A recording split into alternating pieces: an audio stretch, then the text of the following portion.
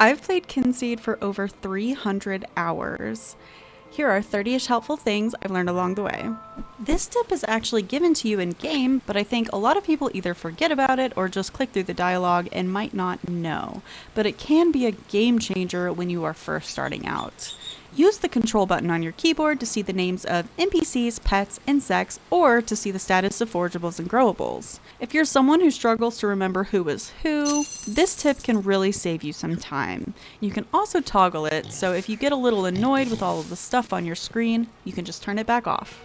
Are you struggling a bit to find where you need to go for your quests? The game has a built-in mechanic for this called the Thatterway to help you solve that exact problem. Just go into your journal and make sure to set the Thatterway for whichever quest you're needing help with. The instructions should be in the bottom right-hand corner of your screen. And by the way, this does apply to literally everything in the game. If it has instructions, it will always be in the bottom right-hand corner of your screen. And then exit out of the menu. Press F1 and then follow the tiny glowy light until you find your destination. I do want to note that if you enter into a different region on the map, you will need to press F1 again to reactivate the Thatterway. If you're already in the correct area, you should see a pop-up that states that you're already in the correct area for your quest. You can gift an NPC as a handy way to earn friendship points, gain tips about other NPCs, or even gain quality star rating tips for items. As you gain more and more friendship, you will also unravel really cool NPC personal storylines, which often include quirky short cutscenes that expand on the NPC's personalities. I recommend gifting the elderly as much as possible, as everything that lives in this game also can die in this game, and you have much less time to befriend the old people. Believe me, you don't want to miss out on their stories or their secret box digits. Can't find the NPC you're looking for? Not a problem. Just pop over to their residence and interact with their mailbox. You can gift and complete tasks without the hassle of face-to-face socialization. I do recommend doing face-to-face when possible though, as the NPC will often provide you with tips or helpful information during conversation. But if you're desperate or just don't care, chuck that crap into their mailbox and continue on with your day. Before gifting an NPC, you should eat something with the gossip trait.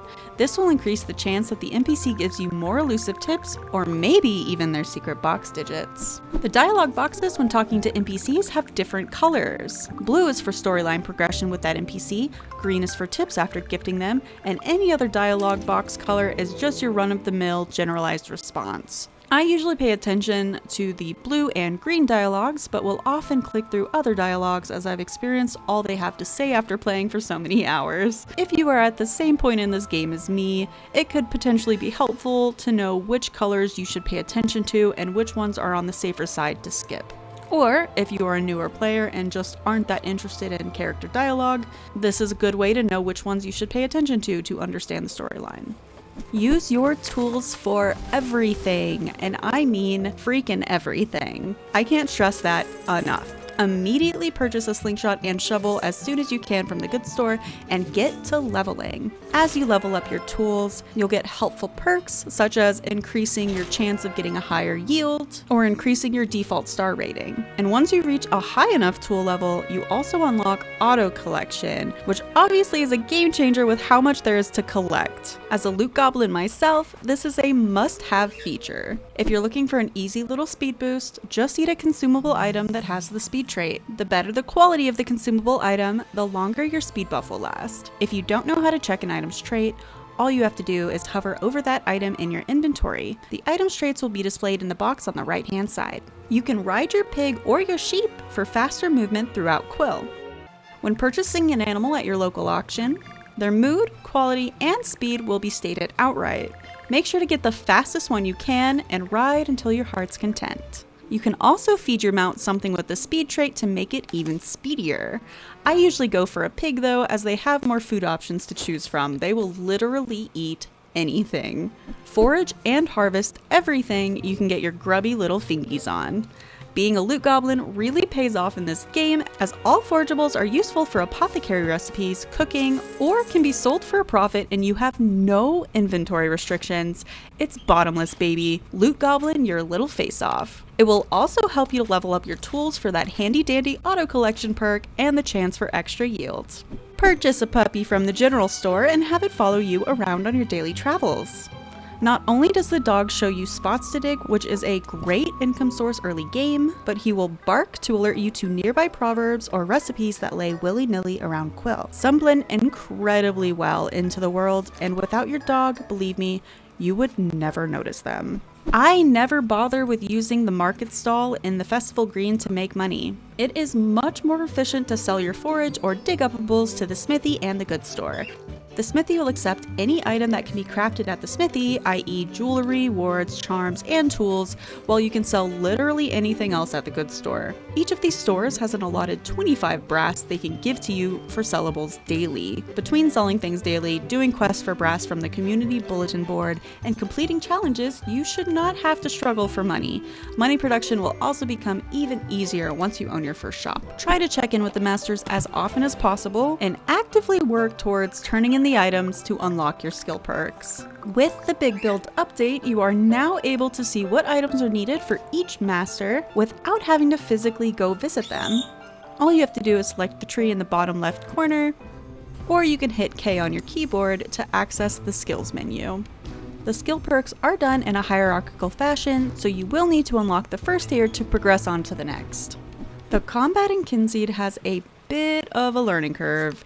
I would recommend lowering the monster speed and the accessibility options until you feel like you have a handle on the mechanics. Then slowly increase the speed until it's the right amount of challenging for you. I'm pretty sure I had it on like the lowest speed for my entire first playthrough, so don't feel too bad if you need to utilize that setting.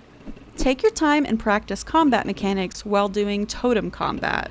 Defeating the totems is the perfect time to practice how to parry, to practice dodging enemy attacks, and to observe enemy mechanics in the game, without having to worry about losing precious tax years from untimely deaths. Before entering into Simplewood, Midwood, or Toughwood, make sure you enjoy a hearty meal with either the Strength, Toughness, or Stamina trait, or any combination of the three. My usual go-to recipe for battle is the Hokey Hoagie, but that is usually not the easiest to get a hold of early game. So for now, just choose something that might give you a little bit of a leg up in battle. Also try to eat the best quality as possible, as the better the quality, the longer your buff will last. Always bring a pet or two into combat with you. Starting off, you'll only be able to bring one pet into combat with you, and this of course includes your farm animals. Each animal has their own special contribution. You can see that in the box on the right. Make sure to choose the animal that will help you in the way you need best for whatever situation you are in. I usually prefer to use the Fey pets, but starting off, using a dog, pig, sheep, or even a cat can be really helpful in combat. Just a little side note, the only animals you cannot take into battle with you are your chickens and your cow. When deciding which store you should buy, I recommend trying out each store's minigame to see which one you enjoy the most. Do you like the challenge of potion making? Maybe the timing and grinding in the smithy? Or maybe you just love baking pies for the goods store? I recommend you focus your attention on whichever store you enjoy the minigames for the most, as you will be playing those minigames a lot. Sure, you will unlock batch crafting eventually, however, you will still be doing the minigames a lot. Like, a lot. I always like to wait until nighttime or whenever your shop is closed to fully stock up. I usually spend my day being productive adventuring, and then I like to come back in the dark of night to restock my store. It ensures the next day will make me lots of money and rep, as the customers can be served immediately and I can restock without interrupting the daily workflow of my employees and my own day-to-day responsibilities. Make sure to pop in on occasion to your store and check on your employees' satisfaction. I usually find that my employees stay happy when I pay them a couple brass over their asking, as well as gifting them a loved or liked item during their workday. Happy employees will benefit you much more by being more courteous to customers, thus improving both rep and EXP gain from transactions, which both directly benefit you. If you're starting a new save or just new to the game in general, you might not have unlocked individual item traits, and honestly I kinda doubt you have a bunch of them memorized. If you're finding this is a major issue for you, and it makes the Apothecary seem impossible, have no fear. If you select the filter traits option at the top while in the recipe book, the game will filter out all items you have that contain one or more of the traits used for the selected recipe. Once filtered, it is a bit of a guessing game on which trait they have. But go ahead and guess. A lot of the time, even if they aren't the correct ingredients, you'll still be able to create another potion that can be sold at your store. The worst that could happen is that you waste the ingredients you used. If all else fails, you can always just pull up the Kynseed wiki and remove the guessing game completely. You should specialize your storefront as soon as you can afford to, and once you've unlocked the Tir na Nog portal. Once you're in Tir na Nog, locate the Tinker and purchase the store specialization that most interests you. Each type of store has their own specializations, each one with their own special perks and operation times. Knowing what you will sell more of and when your rush times are will help you keep your store stocked appropriately with less of the guesswork. Make sure to also always spend your perk points, whether that be on regular store perks or your specialization store perks. Mr. Fairweather will provide you with new options for cool arcane objects at the start of every new year, so as soon as the new year has started, you should take a little trip to see what he's got for you. You will want to be careful about how much you buy from him though, as his currency is your years of life, and as you've accepted the Kynseed, you only have a maximum of 50 life years to work with. You can check the years you owe by clicking the little lady at the bottom left corner of your screen. The years you owe will be shown underneath your character stats. Keep in mind that at the end of the year, the amount you owe will be deducted and you will fast forward through time. That means any animals or loved ones you have that were elderly or old enough will no longer be alive at the start of the new year. I've lost more than one pet and many original generation NPCs by being irresponsible with my Fairweather purchases. Try your best to not forget about the arcane objects given to you by the Grandmasters or the ones that you buy from Fairweather. A lot of the time, these hide away in your backpack and you can forget about them entirely, but you should actively try to use them as they provide a lot of help, ranging from teleporting you to the Grandmasters, starting thunderstorms, clearing weather, or an entire customizable garden in your pocket. Trust me, use your arcane objects.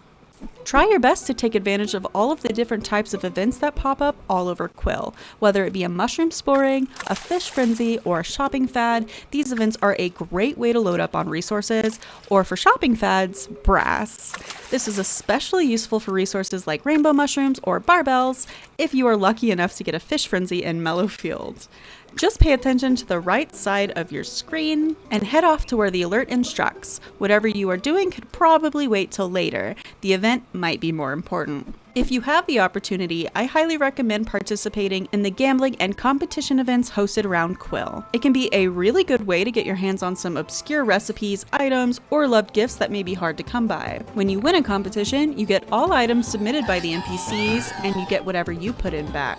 For gambling, you spend a little bit of brass and you will win whatever the cooked dish is for the animal that you bet on. Challenges were a huge thing added in the big build update, and I really like them because I think they add a really cool objective to work towards if you're feeling a little lost, as well as providing you with extra brass and often some really cool customizables. Take a minute to scroll through the challenge menu, find some easy challenges to put on your to-do list, and work towards those. This is a really great way to make money early in game or get your hands on some extra high quality resources, as well as unlocking customization options. Working on challenges is also really useful if you're feeling like maybe you don't know what to work on. Just work towards completing a new challenge. Chicken eggs can be a nuisance to come by until you find yourself in a chicken migration. If you are lucky enough to experience one of these, just the chickens walking by will be enough to produce an egg from each chicken. However, you can also slingshot each chicken to double the egg yield. 2 eggs per chicken during a chicken migration means you will not need to worry about gathering eggs for a really long time. Have you been relentlessly collecting dandelions with nowhere to spend them? Well, I have good news for you.